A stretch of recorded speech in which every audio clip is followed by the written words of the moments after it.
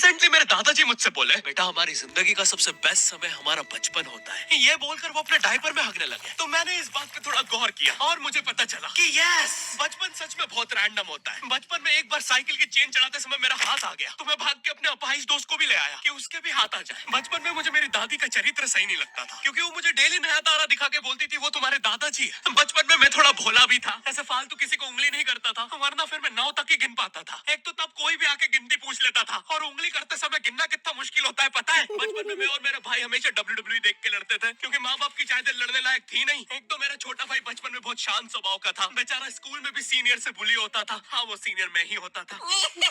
एक बार मुझसे बोलता, भैया डॉक्टर बनना मेरा सपना है। तो मैंने उसे नीट की बुक्स ला दी, तो अब वो उसका पूरा सपना बन गया। अब वो डॉक्टर डॉक्टर गेम में भी बीमारी बनता है, और बवासीर पीछे होती है। चिंटू, बुक्स नहीं पढ़ रहा है तू? एक बार बेचारा बिस्तर पे गिर के रोने लग गया, तो सब बोलने लग गए कुछ नहीं हुआ, चींटी मर गई, चींटी मर गई। मैं यहाँ सोच रहा हूँ फिर अभी तक हम चींटियों वाले बिस्तर पे क्यों सो रहे थे? हाँ, घर में सबकी पीठ पे ददोड़े हो रखे हैं। हाँ, ये नहीं गिरता तो हमें तो पता ही नहीं चलता बिस्तर पे चींटियां हैं। हम तो सोए जा रहे हैं चींटियों वाले बिस्तर पे। और स्कूल में जब भी ये छोटे भाई पैड में हक देते हैं, तो बड़े भाई को क्यों बुलाया जाता है? पता है कितनी घनघोर बेइज्जती होती है पूरी क्लास के सामने, और बुलाते भी इतने सस्पेंस है, वो देख के बड़े भाई का हगना निकल जाता है। ऐसे दो छोटे बच्चे स्लो मोशन में भाग के आ रहे हैं। हाँ, वो उनकी नॉर्मल स्पीड है।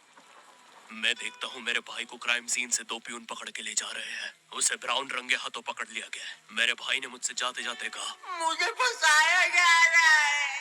मुझे पता था इस लेंडे के पीछे की कहानी इतनी सिंपल नहीं हो सकती। कड़ी तहकीकात के बाद मुझे पता चला इस लेंडे के पीछे बड़े बड़े पॉलिटिशियंस, गैंग लीडर्स और माफिया इन्वॉल्व है। मेरा भाई सही कह रहा था, ये उसका लेंडा नहीं है। हैंड्स अप पीटी टीचर, तो वो लेंडा तुम्हारा था।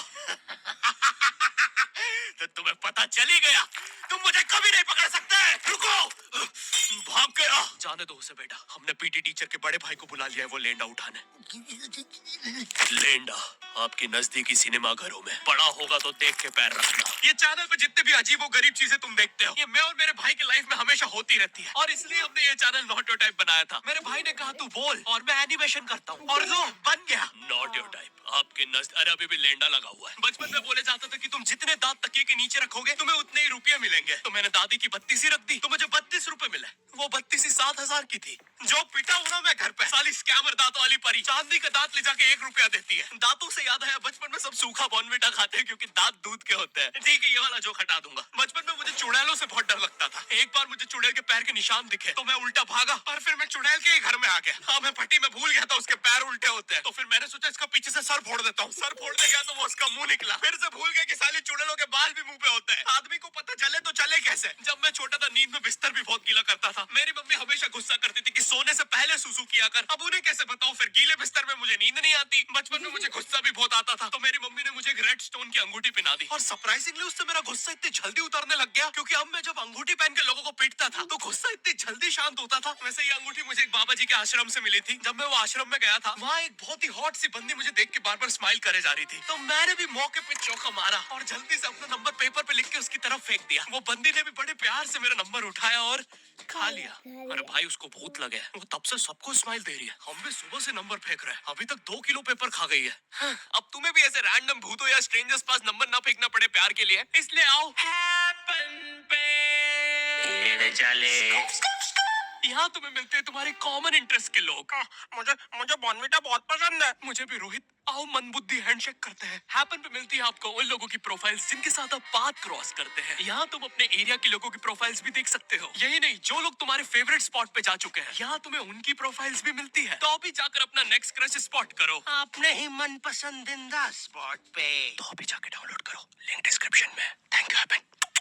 बचपन में मेरी मम्मी हमेशा बोलती रहती थी कि बाहर जाके खेलो। अब बाहर मेरे मोहल्ले के बच्चे भाई वो ऐसे अजीब अजीब से गेम्स खेलते थे। कहीं ड्रैगन फ्लाई में रस्सी बांध के उसको पेट बना लिया है, कहीं नंगे भाग रहे टायर के पीछे लकड़ी मारते मारते। मेरी मम्मी को उन पे दया आ रही है कि बेचारे गरीब बच्चे किसी भी चीज से खेल लेते हैं। फिर हमारी कार पलट जाती है। हाँ, वो टायर हमारी कार का था। और मुझे एक बात बताओ, चक्के से खेलने पे वो गरीब कैसे कंसिडर हो रहे हैं? क्या पता उनने कार खरीद के चक्का निकाला हो, क्या पता लैम्बोर्गिनी के चक्के से खेल रहे हो। नहीं, तुम्हें कैसे पता चल रहा है वो गरीब है या अमीर? और एक चक्के से इतनी सारी एक्टिविटी करेंगे ये लोग। कभी चक्के में रस्सी बांध के झूला बना दिया, कभी झूले से फिका के खुद को लूला बना दिया, कभी लूले पे झूला बांधकर हुला हू बना दिया। ये इतने हरामी बच्चे थे, इनके साथ कोई भी घर घर नहीं खेलता था, क्योंकि घर ये जुए में लगा के हार जाते हैं। ये वो बच्चे जिन्हें तुम रिमोट कंट्रोल कार भी दोगे तो उसकी मोटर निकाल के पंखा। मेरे पास एक इम्पोर्टेंट स्टोरी, ध्यान से सुनना, बहुत ही जरूरी। अरे तारे से एक बार इन्होंने रिमोट कंट्रोल रिमोट बनाया था। तुम अगर इस रिमोट पे बटन दबाओगे तो इस रिमोट पे बटन दबेगी, बस।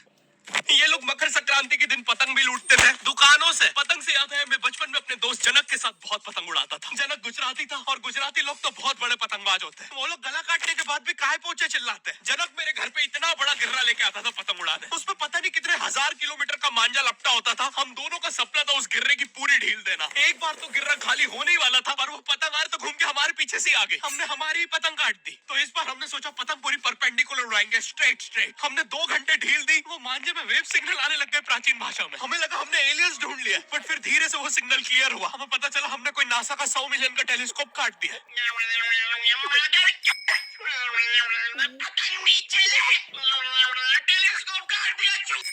नासा का टेलीस्कोप जैसे ही नीचे गिरा, बच्चों से पहले विसरो ने लूट लिया। बहुत वियर्ड था, इतने सारे बुड्ढे छत कूद के भाग रहे थे। एक तो जनक के मांझे में इतनी सारी गठाने होती थी, वो मांझा इतना भारी हो जाता था, हम चौथे माले से पतंग उड़ा रहे, वो दूसरे माले पे उड़ रही है। बचपन में बोला जाता है किसी भी स्ट्रेंजर से बात नहीं करते, तो फिर मैं इशारे करता था। तो फिर दादी मेरे चरित्र पे सवाल उठाती थी। दादी से याद है, पुराने जमाने में एंटरटेनमेंट के लिए कुछ होता नहीं था, तो लोग 7-7, 8-8 बच्चे पैदा कर लेते थे ताकि उन्हें जायदाद पे लड़ता देख मजे ले सके। मेरे पापा के 5 भाई और 4 बहनें, टोटल 9 बच्चे। मेरी दादी ने जिंदगी के 9 साल बस बच्चे दिए। दादी ने 9 साल तक पेट में इतनी लातें खाई है, उनके अंदर से एब्स आ गए थे। मेरी दादी लिटरली अंदर से टूट चुकी थी। उनका इतनी बार ऑपरेशन हो रखा है, उनको डॉक्टर ने टापों की जगह चेन लगा दी थी। भाई आज के जमाने में तो इतने बच्चे कोई पैदा नहीं करता, उल्टा अबॉर्शन करवा लेते हैं। और यस, मैं अबॉर्शन बोलूंगा क्योंकि मुझे जेल नहीं जाना। एक तो इंडिया में भी अबॉर्शन करवाना लीगल है, लेकिन बच्चे का जेंडर जानना इलीगल है। मतलब तुम मार तो सकते हो, लेकिन किसे मार रहे हो ये पता नहीं कर सकते। तो देखो अब रिस्क कितना बढ़ गया है। क्या पता अंदर शेर बैठा हो या कोई बड़ा गैंगस्टर, क्योंकि तुम्हें तो पता नहीं है तुम किसकी सुपारी दे रहे हो। क्या पता वो अंदर बंदे लेके बैठा हो। बचपन में सबके मम्मी पापा डराते हैं, मस्ती मत करो वरना बोर्डिंग स्कूल भेज देंगे। और मुझे बोर्डिंग स्कूल से इसलिए डर नहीं लगता था कि मैं वहां जाके अपनी फैमिली से दूर हो जाऊंगा। मुझे बोर्डिंग स्कूल से इसलिए डर लगता था क्योंकि वहां पे वो बड़े दांतों वाला ईशान अवस्थी होता है। मैंने पहली बार जब तारे जमीन का ट्रेलर देखा था, तो उसमें वो पागल बच्चे ने आतंक मचा रखा था। फिर मैंने मूवी का नाम पढ़ा, तारे जमीन पे। मुझे लगा बिछाए होंगे इस पागल को पकड़ने के लिए, शॉक वॉक देना होगा तारों से। इसके तो दांत भी इतने बड़े हैं, सारी तारे काट देता होगा। मुझे ट्रेलर देख के लगा कोई एक्शन मूवी है, आमिर खान जोकर बना हुआ है। मुझे लगा यही तारों का जाल बना के पकड़ेगा पागल को। हाँ, ट्रेलर देख के तुम्हें क्या ही समझ में आएगा। एक शॉट में आमिर खान बोल रहा है आपके बच्चे को डिसलेक्सिया है, फिर अगले ही शॉट में जोकर बन के बड़ा मछलियां उड़ती क्यों नहीं। फिर मुझे लगा ये शायद अपने माँ बाप को बोल रहा था। और दया तो मुझे उस लंगड़े बच्चे पे आती है जिसके बगल में ईशान अवस्थी को बिठा दिया था। वो बेचारा उठ के भाग भी नहीं सकता। और मैंने तो सुना था बोर्डिंग स्कूल में बस नॉटी बच्चे जाते हैं, तो फिर इस बेचारे गाय से बच्चे को क्यों यहाँ भेज के रखा है। कोई ऐसा तो नहीं इसके पहले पैर थे और ये बहुत मस्ती करता था, तो माँ बाप ने पैर तोड़ के इधर भेज दिया। बस भाई मेरा हो गया है आज का। अगर तुम्हें वीडियो पसंद आई तो यार लाइक मारो। एम करते हैं 7 लाख लाइक्स के लिए। पिछले वीडियो में नहीं आए